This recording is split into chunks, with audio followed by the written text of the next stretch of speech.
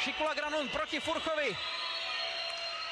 Krásný hájec, neuvěřitelně vymíchal Dominika Furcha, to je opravdu mimořádné, co si dovolí. Samozřejmě je to pouze příprava, ale podívejte se, Forsberg a teda Blafák a Petr Forsberg.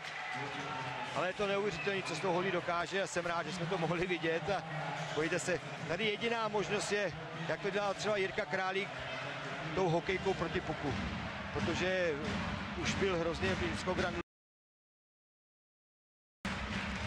A neuspěl, Lundell vyráží jeho střelu betonem.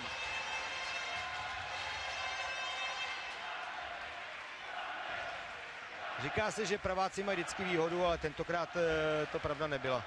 Tomáš Svoboda trefil beton Lundena. Šovic, druhý střelec HIFK. Brance pořád Furch.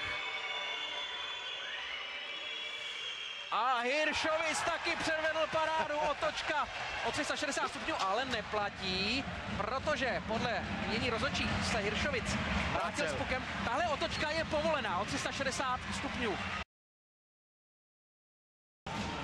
Uvidíme, co Tomáš Hertl, překvapivé jméno v nominaci na nájezdy.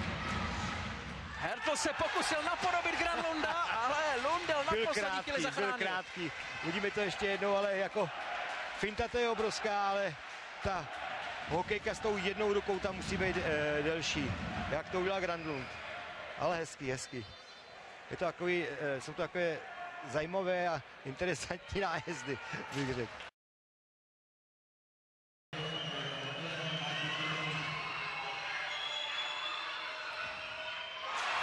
Furt ucpal mezeru mezi svýma nohama. Markus Granlund se s tím nepáral, nevymýšlel žádné kličky. Já bych řekl, že právě nic neudělal, jenom jednou zamíchal hůl a samozřejmě mířil mezi betony Furcha, ale ty byly dobře sklapnutý a Furch už byl dole. To bylo Slavistický lišák Vladimír Růžička mladší zdědil šikovnost po svém otci, ale tentokrát pouze trefil beton Jana Lundella. A to znamená vítězství pro mistra finské SM ligy Helsinský IFK v poměru 3-2 na